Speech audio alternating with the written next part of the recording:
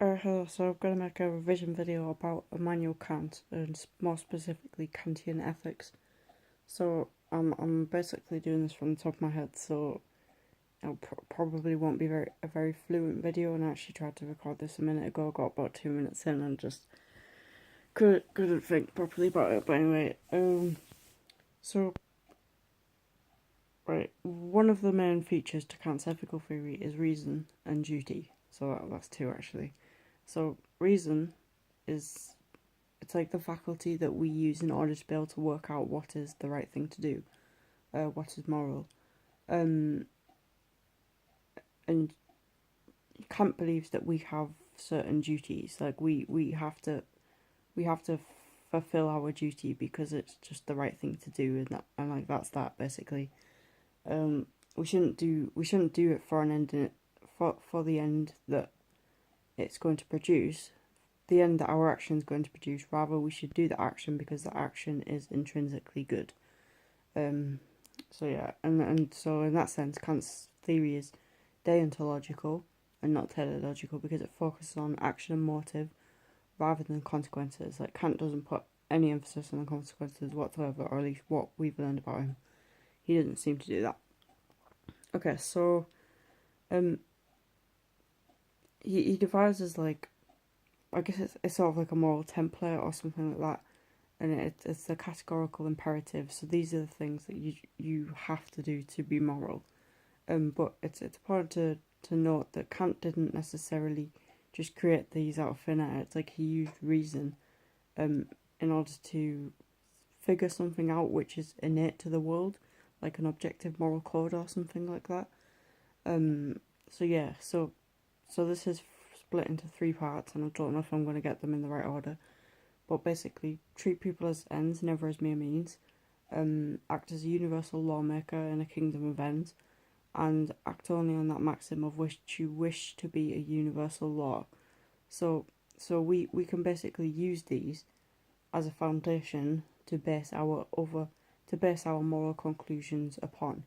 So, for example, if we say act only on that maxim of which you would wish to be a universal law, uh, then from that we can derive a normative um, moral rule, which would be always tell the truth, because you wouldn't be able to universalize lying, whereas you would be able to universalize always telling the truth. And we can apply this to stealing and and keeping promises and doing all of these different things that if we did the opposite of, we wouldn't want that to be universal. Like, we wouldn't want to live in a world whereby everybody went around stealing people's stuff, because it wouldn't, you wouldn't be able to trust anyone. It wouldn't seem like a good society.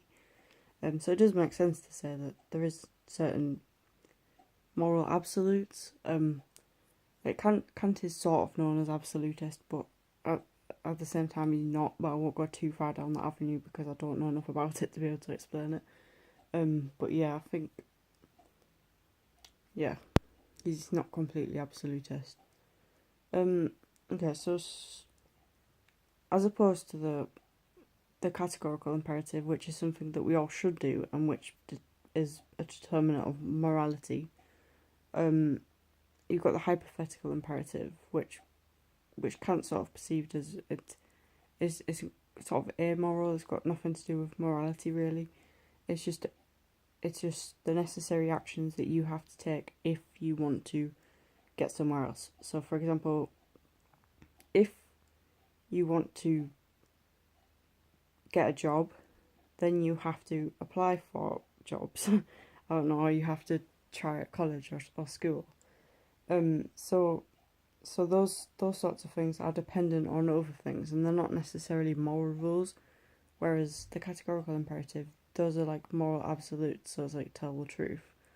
Um, or at least that's one of the things of which can be derived from the categorical imperative. Okay, so some examples Kant uses is, well, the first is the shopkeeper example in no real order. So the shopkeeper example is essentially the idea that, well, there's two shopkeepers, and you imagine these as like two separate shops. You got customers going into these two separate shops. One of the shopkeepers gives the right change because it's good for business. The other shopkeeper gives the right change because it's just the honest thing to do. It's the right thing to do. According to Kant, only the shopkeeper who gave the right change due to honesty is doing a good thing, even though both of the outcomes are the same. Because for Kant, it's not the outcome that matters. Even though both of the customers get the same change, so they're presumably both happy. It's not morally clean almost to have an ulterior motive, to treat someone as a means to an end, which is essentially to treat someone as someone who's just going to keep your business going, rather than treating them as a person in themselves and respecting them and saying, okay, well, I just should give them the right change because that's the right thing to do. So the person who gives the right change, but for the wrong reason, as Kant would call it, is not a good person. Or at least, I don't know if they're not a good person, but they're not doing a good thing, depending on if people are defined by their actions or not. And I would recommend looking up Aristotle for that. And then we've got the murder example. So if there's right, so you're in the street, you see like someone running away, and then you see someone after them who is a murderer, and you somehow know all of this stuff. But it's a bit of an extreme example, so we can criticize it for that. You see a murderer, and then the murderer asks you, where did the runner go that he's trying to murder? According to Kant, you would have to tell the truth. You would have to say, oh, he went over there. Which, is that the morally right thing to do? Well, according to Kant, it is the morally right thing to do, because the meaning of an action doesn't lie in the consequences, even if the consequence is detrimental, such as someone getting murdered. It lies in the action itself. It's your duty to tell the truth, and that's that. Whatever happens after that is not your fault. So yeah, but in that situation, it doesn't seem right to say exactly where the runner's gone. Like, why would you tell a murderer if you had the definite knowledge that someone was about to get killed? You wouldn't tell them where the person that they're killing has gone. You would just tell them. You could even say, I don't answer those sorts of questions. And that's not necessarily lying. It's probably going to keep them out of trouble. And I guess it could be true. So yeah, there is loopholes in it. But yeah. Okay, what else is there? Was Kant religious? I know I'm jumping around a little bit here, but yeah, yes, he was. He was a Christian, but in sort of a strange sense. He didn't think that God could necessarily communicate with us in a way that, like, religious experiences weren't actually God speaking to us. They were just something else. I think I've got right anyway. I hope so. Yeah, so, and also, he did believe in an afterlife, and he said that in the afterlife we would get to summon Bonan, which is essentially like the highest state of happiness possible, and we can't achieve that on Earth, but we can achieve it afterlife. And I think he reasoned this because,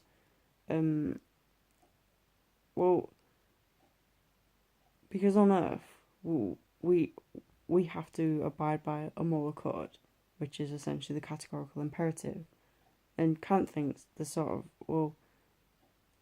we will one day get rewarded for that. So we won't necessarily get rewarded for that on Earth, but we'll get rewarded for it in an afterlife. And again, I don't know enough details about that to speculate, but yeah, that's what he thought.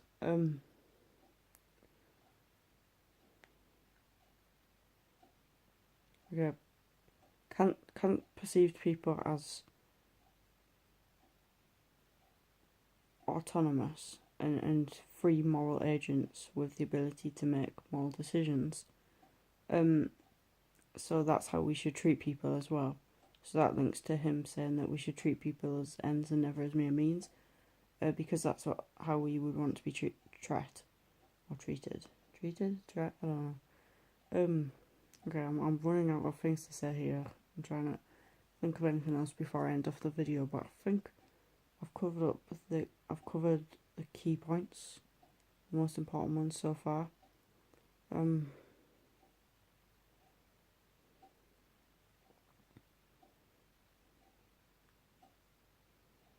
Okay, well, I can go through some quotes that he said.